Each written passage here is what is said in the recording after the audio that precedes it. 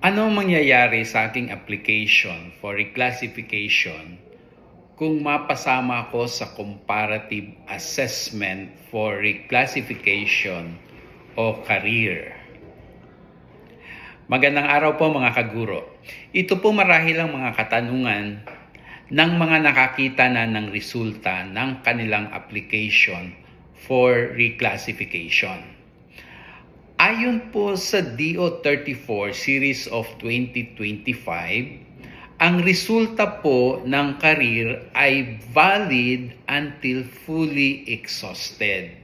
Ibig sabihin po, hanggat hindi pa naipopromote lahat ng nasa lista ng career, ay valid pa po ang listahan.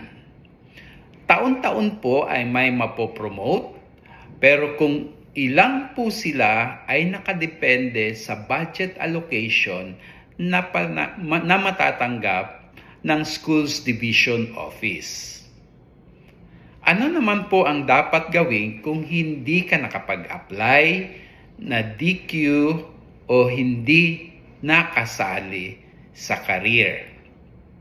Sila po ay maghihintay ng Central Office ay mag-issue ng memo ng call for reclassification.